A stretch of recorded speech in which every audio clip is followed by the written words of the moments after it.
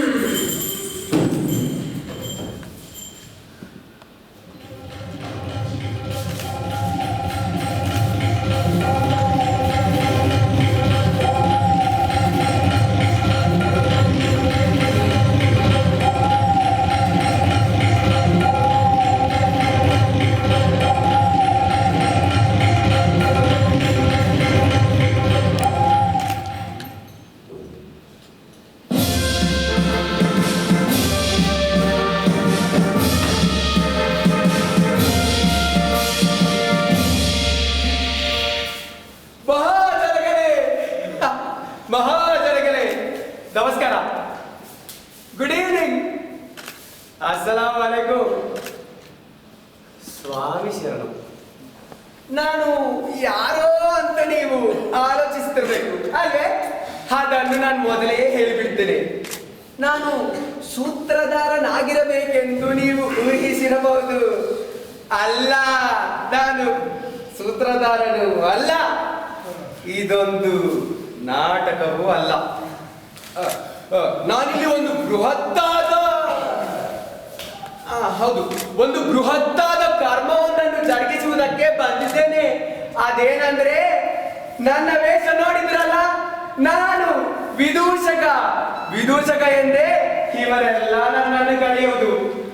ನಾಯಿ ವೇಷ ತೊಟ್ಟ ಮೇಲೆ ಬೊಗಲದಿದ್ದರೆ ಹೇಗೆ?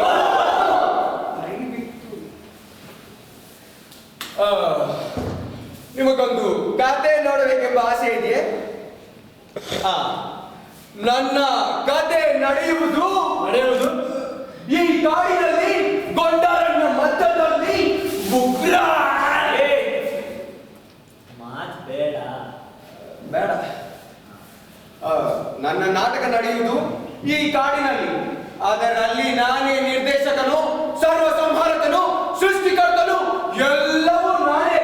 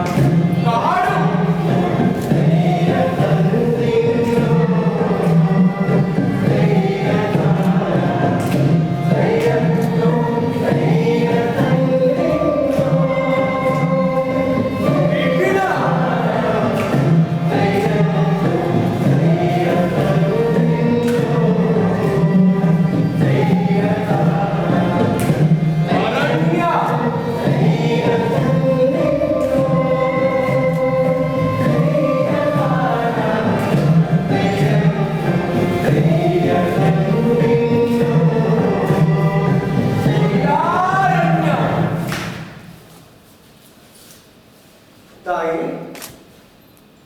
ಇಲ್ಲಿಗೆ ಅದು ಯಾಕೆ ಕಣ್ಣು ಮುಚ್ಚಾಲೆ ಆಟ?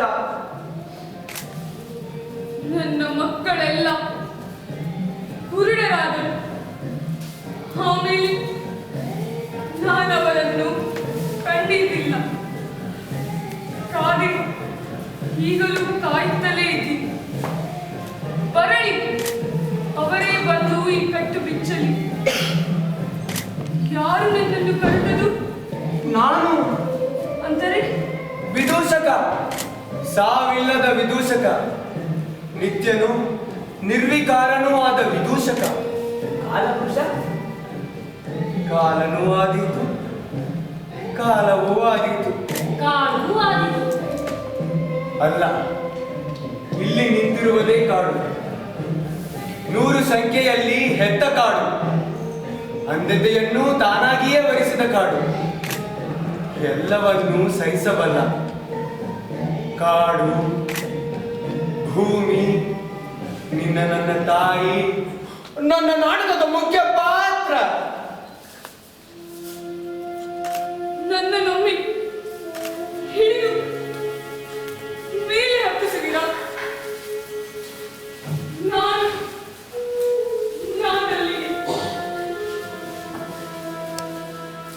ಯಾಕೆ ತಾಯಿ? ಕಾಯುವುದಕ್ಕೆ.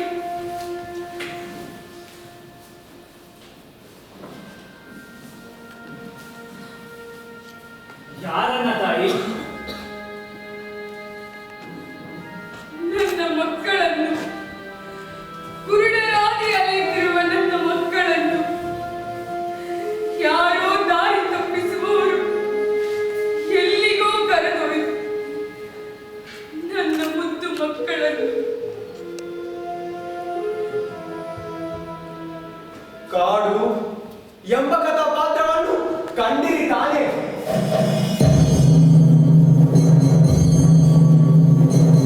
ಅದರ ಹೃದಯಾಂತರಾಳದಲ್ಲಿ ಒಂದು ಕೊರೆದು ಇನ್ನೊಂದಕ್ಕೆ ಗೊಬ್ಬರವಾಗುತ್ತದೆ.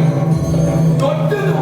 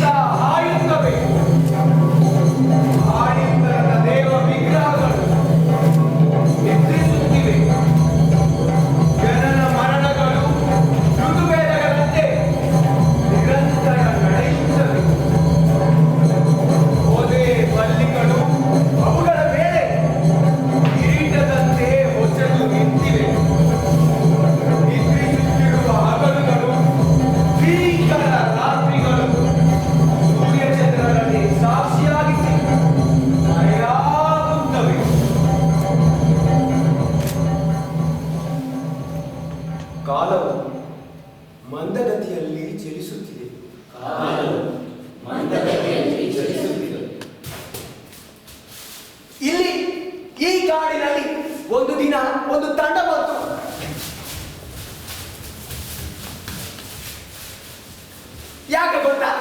ಕರಿಯ ದೇವರನ್ನು ಹುಡುಕಿ.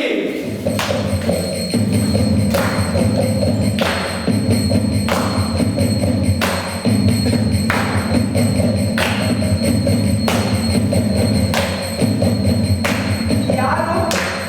ಸರ್ವಶಕ್ತನು ಭೀಕರ ಸ್ವರೂಪಿಯಾದ ಕರಿಯ ದೇವರನ್ನು ಹುಡುಕಿ. ಬಂದೇ ಬಿಟ್ರು. ಮಿಕ್ಕದನ್ನು ಅವರೇ ಹೇಳಲಿ.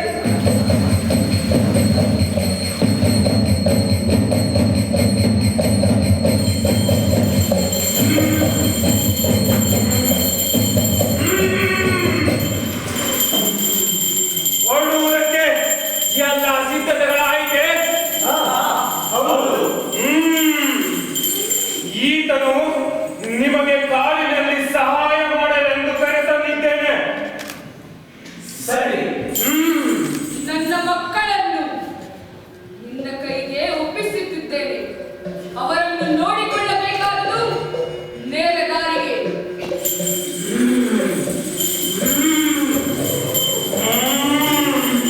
ಅದು ನನಗೆ ಗೊತ್ತಿದೆ ತಾಯಿ. ಹಾ,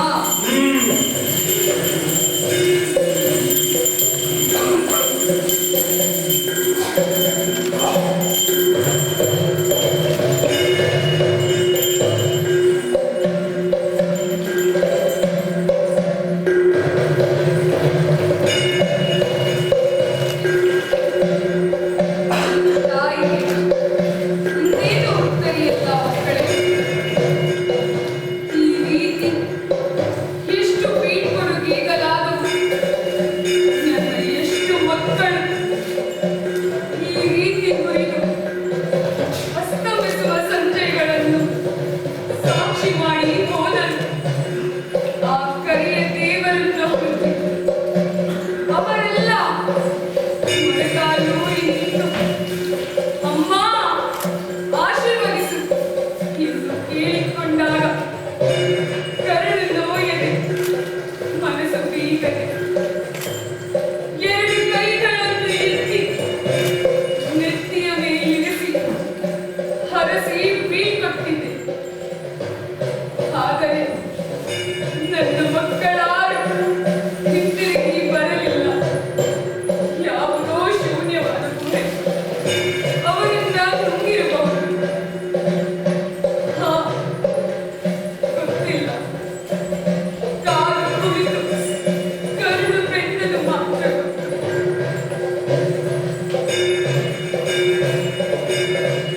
ಇನ್ನು ನಿಮ್ಮನ್ನು ನಾನು ಹಾ ಅಂತೆ ಕಳಿಸುತ್ತಿದ್ದೇನೆ. ಮಕ್ಕಳೇ, ಇಲ್ಲಿ ಈ ತಾಯಿ ತಳಮಳಿಸುವುದಿಲ್ಲ. ನನ್ನ ಎರಡು ಕಣ್ಣುಗಳು ಬರಡಾಗಿ ಒಡೆದ ಭೂತಲದಂತಾಗಿದೆ. ಇದು ತಾಯಿಯಾದವಳ ಧರ್ಮ. ಕಾಲ ಕಾಲಕ್ಕೆ ಮಕ್ಕಳನ್ನು ಹರಿಸಿ ಅರಿಯದ ದಾರಿಗಳೆಡೆಗೆ, ದಟ್ಟ ಅರಣ್ಯಗಳ ಕಡೆಗೆ ಅವರವರು ಗುರಿಯನ್ನರಿಸಲು ಹರಸಿ ಬೀಳ್ಕೊಡಬೇಕು. ಅಮ್ಮ, ಸಂತೋಷವಾಗಿ ಹೋಗಿ ಬನ್ನಿ. ಹೊರಡುವುದಕ್ಕೆ ಎಲ್ಲ ಸಿದ್ಧತೆಗಳಾಯಿತೆ.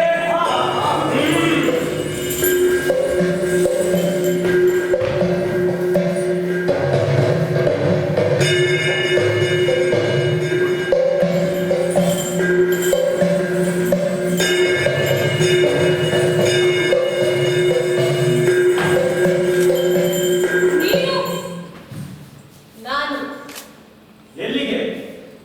ನಿಮ್ಮ ಜೊತೆಗೆ ಎಲ್ಲಿಗಾದರೂ. ಹೇ, ಹುಚ್ಚು ಹಿಡಿದಿದೆ. ಹ. ನನ್ನ ಗಂಡಂದಿರಿಗಿಂತ ಹೆಚ್ಚಿನದೇನೂ ಇಲ್ಲ. ಇದೇನು ಉಲ್ಲಾಸ ಯಾತ್ರೆ ಅಲ್ಲ. ನಾನು ಹಾಗೆಂದುಕೊಳ್ಳಲಿಲ್ಲ. ವಾಗ್ವಾದ ಮಾಡುವುದಕ್ಕೆ ಸಮಯವಲ್ಲ. ಅಮ್ಮ, ಮಗಳೇ, ನೀನವರನ್ನು ಸಂದಿಗ್ಧತೆಯಲ್ಲಿ ಸಿಲುಕಿಸುತ್ತಿರುವೆ. ನಾನು ಅವರ ಸೇವೆ ಮಾಡಬೇಕಾದವಳು ಅಲ್ಲವೇ ಅಮ್ಮ? ಆದರೂ ಅವರು ಹೋಗಿದ್ದಿರುವುದು ಕಾಡು ದಾರಿ, ಗೊಂಡಾರಣ್ಯ, ಎಲ್ಲ ಕಷ್ಟಗಳು ನನಗೆ ಗೊತ್ತು. ಆದರೂ ನೀನವರ ಜೊತೆ ಹೋಗಬೇಕೆಂದು ಹಠ ಹಿಡಿಯುತ್ತೆ. ಹೌದು, ಅದು ನನ್ನ ಹಕ್ಕೆಂದು ನಾನು ನಂಬುತ್ತೇನೆ. ಅಮ್ಮನೊಂದಿಗೆ ಮಾತನಾಡುವ ರೀತಿ ನೋಡಬಾರದೆ. ಅಣ್ಣ, ಗಂಡಂದಿರು ಹೇಳುವುದನ್ನು ನೀನು ಕೇಳಬೇಕು. ಅವರು ನನ್ನ ಮನಸ್ಸನ್ನು ಅರ್ಥ ಮಾಡಿಕೊಳ್ಳಬೇಕು ತಾನೆ. ಹೇಳಿದಾಗ ಕೇಳಿದರೆ ಸಾಕು. ಹಾ, ಹೇಳಬೇಕಾದವರು ಯಾರು? 5 ಜನ ನನ್ನನ್ನು ಭೋಗಿಸಿದಾಗ ಕುಲಾಚಾರಕ್ಕೆ ಬದ್ಧವಾಗಿ ಎಂದಾಯಿತು. 5 ಜನ ಬೇರೆ ಬೇರೆ ರೀತಿಯಲ್ಲಿ ಆಜ್ಞಾಪಿಸಿದರೆ ಯಾರು ಹೇಳಿದಂತೆ ಕೇಳಬೇಕು? ಮಗಳೇ, ಕಪ್ಪು ದೇವರು ಗಂಡಸರ ದೇವರೇ? ಹಾಗೆಂದು ಎಲ್ಲಿ ಹೇಳಿದೆ? ನಾನು ಬರುತ್ತೇನೆ, ನನಗೂ ನೋಡಬೇಕಾಗಿದೆ. ನಾನಿದರಲ್ಲಿ ಹೇಳುವುದಕ್ಕೆ ಏನೂ ಇಲ್ಲ. ಹೋಗುವುದೋ ಬಿಡುವುದೋ. ಬರಲಿ, ಯಾಕೆ ತಡವಾಗ್ತದೆ? ಏನ್ ಗೊತ್ತಿದೆ ಅಂತ ಮಾತಾಡ್ತಿದ್ಯಾ?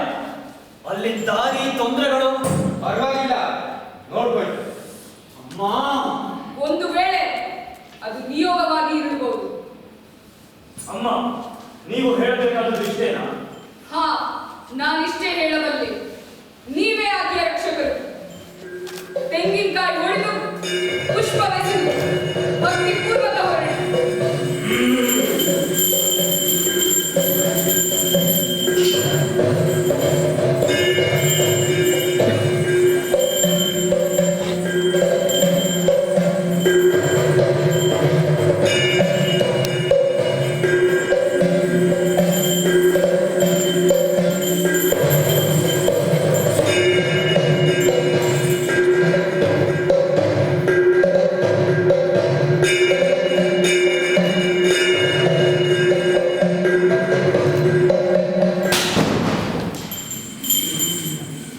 ನಾವಿನ್ನು ಹೊರಡುತ್ತೇವೆ ಅಮ್ಮ.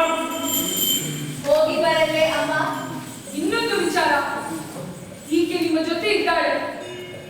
ಯಾವ ತಿರುವು ದಾರಿಯಲ್ಲೂ ಗುಹಾಂತರಗಳಲ್ಲೂ ಅದನ್ನು ಮಾತ್ರ ಮರೆಯದಿ. ಸರಿ ಅಮ್ಮ.